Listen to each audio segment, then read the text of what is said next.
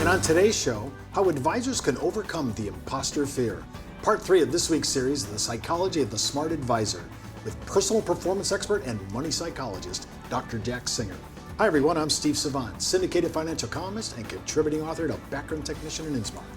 Let's get down to business. Well, welcome to the show, Doc. Thanks. Day 3, we got to pick up after this, yesterday's show. Negative thoughts. I think everybody really enjoyed that segment. I sure did, and I was getting my own personal epiphany at the same time.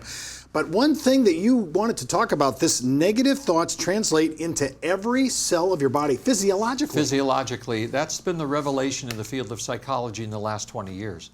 We now know why athletes, for example, slow down when they do negative thinking, or an advisor slows down in terms of brain power when they're doing negative thinking and gets uptight.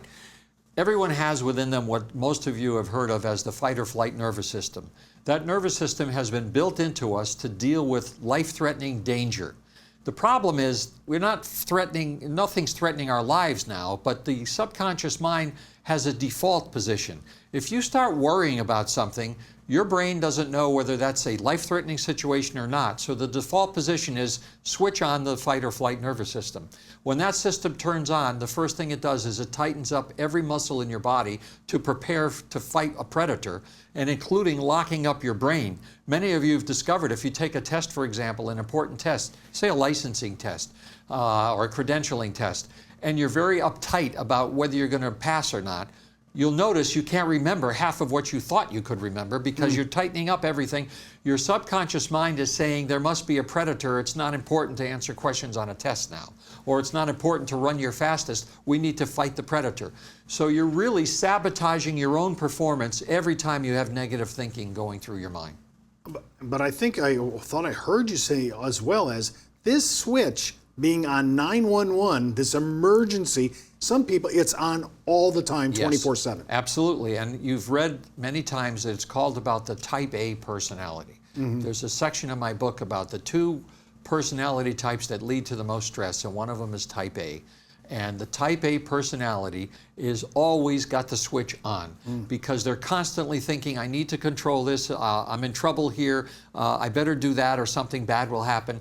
And a lot of my practice is to help type A people slow it down.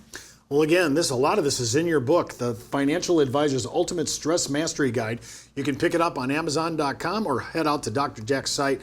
It's really helpful. I'm getting a lot out of our segments right now. Let's talk about overcoming the imposter fear. I feel like when I first heard you talk about this a couple years back, I was thinking, I have this unwarranted fear that I'm not really worthy to be up at this level, a big case.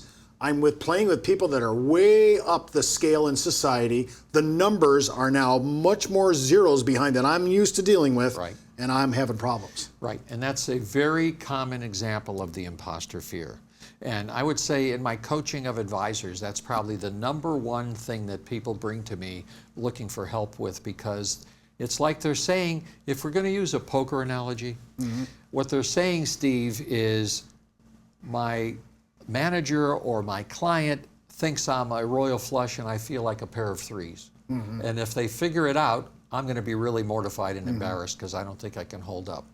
So it doesn't matter how smart you think the client is, how experienced the client is, you are fully capable of dealing with that client in a very professional way if you will eliminate this fear of, I don't match up. The other night I was watching the Loretta Lynn story, the coal miner's daughter, and the first day she was in the backstage with the Grand Ole Opry, she turned to her husband and said, I don't belong here. That's the example of the imposter fear. And that could have led to her voice shaking and could have led to a lot of things because she would have gotten tight. When we think about a lot of advisors start out in the business and now they're starting to climb. There's some steps to success. They don't know if they can go to the next step. They don't know if they really are. Am I an overachiever? Am I underachiever? I'm going to the next level.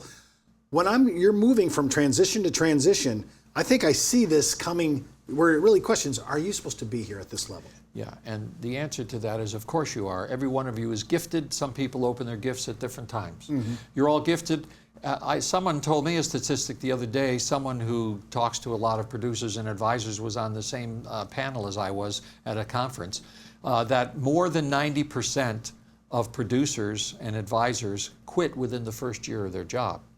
So my guess is that the vast majority of those people are people with an imposter fear that they couldn't overcome. They just kept saying, sooner or later I'll figure out I can't do this, and everyone else will figure it out. Well, when we come back, I want to talk more about this. I want to talk about this thing you call warp speed techniques. I have to say, very Star Trekian of you. When we come back from the break, we're going to ask Doc about these techniques that I think you're going to find really impressive. It's not how much money you make for your clients, it's how much money they get to keep, especially in retirement. But retirement income could cause Social Security benefits to be taxed. One tax advantage alternative is life insurance designed as a non-modified endowment contract that can generate tax-free income without taxing Social Security benefits. These contracts offer differing funding options depending upon your client's risk tolerance. For more information on how life insurance can be part of your retirement planning, just email me at steve@downtobusiness.tv. Brought to you by Ash Brokerage, the practice enhancement company. Well, welcome back to the second segment. Of course, I'm with Dr. Jack Singer. Have Couch Will Travel with his new book out, The Financial Advisor's Ultimate Stress Mastery Guide. Huge. So a lot of things we're talking about are all in this book. Yes. Again, you can get it at Amazon.com or, of course, right at Dr. Jack's website. We're talking about some of these warp speed techniques to deflect and melt away stressors. I didn't know you were so Star Trekian in your thinking. Well, I wanted people to know you can really do this quickly, and we talked about one, which was the rubber band, the three-step process. But another one is make a deal with yourself that you only get to worry 10 minutes a day. And you choose the 10-minute sequence you want. Don't do it before bedtime or you'll never fall asleep. Choose a safe time during the day, but 10 minutes is it. Any worries you have after the 10 minutes, you have to save for the next day. If you start to do that, you will dramatically reduce the amount of time you're worried and anxious. And just keep telling yourself, okay, I made the agreement, I can't worry about this anymore till tomorrow at this time. Okay, so I've quarantined myself 10 minutes a day. Quarantine. What's going on in that? What's happening You when can we're doing worry this? about whatever you want then. Anything that you've been worried about that's been taking hours of your thinking, shove it all into 10 minutes and you will dramatically help yourself. You know, I wanted to comment on something that we talked about in the last segment, Steve. We talked about imposter fear. You really have a choice because the fear is something that you've chosen to continue to do because either you didn't understand it, now you do. You can change your thinking.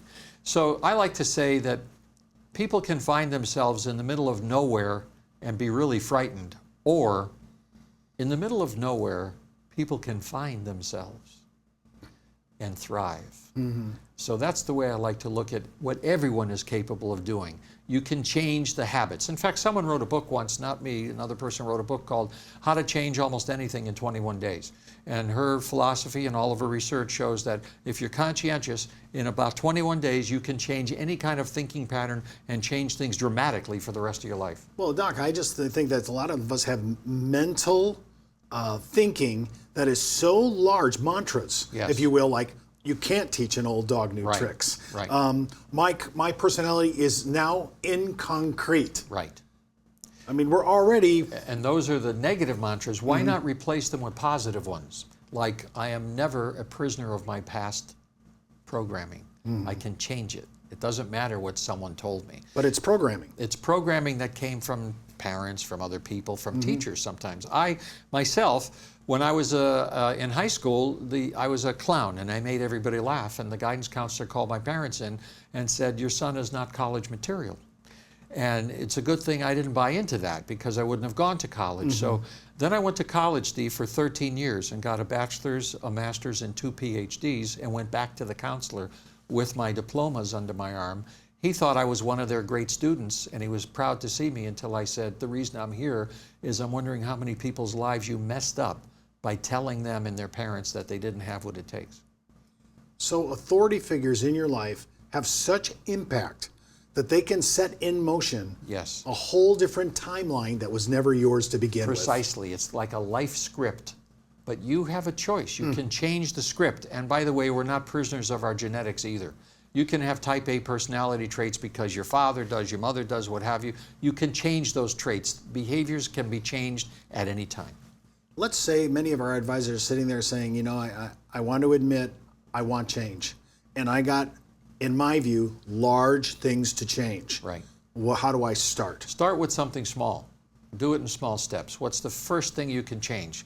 For example, it might be, my wife and my children have been complaining that I don't spend enough relaxation time with them. I am making a deal that every weekend now I'm going to spend X number of hours with them without looking at my phone, without looking at text messages, without worrying about reading something in finance.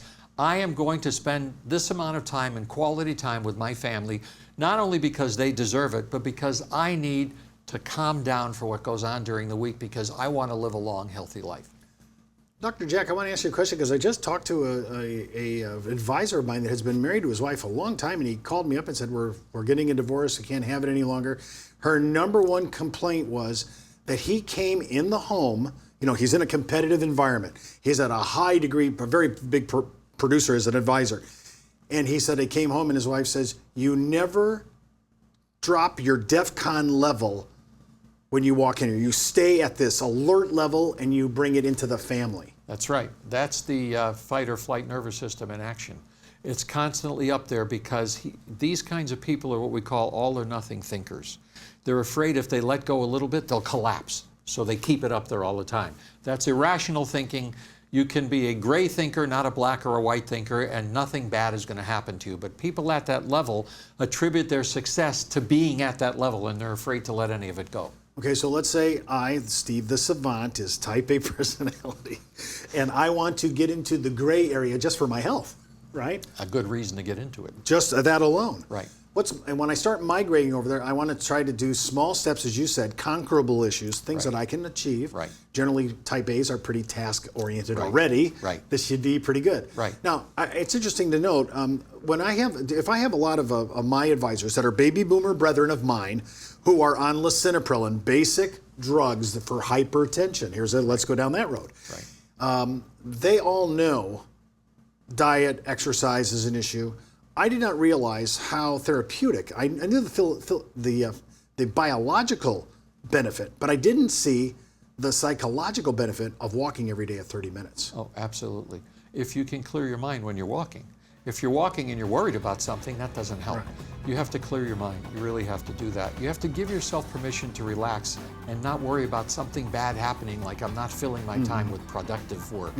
That is productive because you need your brain and your body to survive. And if you want to live a long life, you don't have a choice. Well, that's all the time we have for today's show. Remember, before moving forward with any of the ideas on our show, always consult your tax advisor, legal counsel, or your broker-dealer compliance department. Missed an episode? Just hop out to our video archives. And remember, you could be wiser as an educated advisor. I'm Steve Savant. We'll see you tomorrow.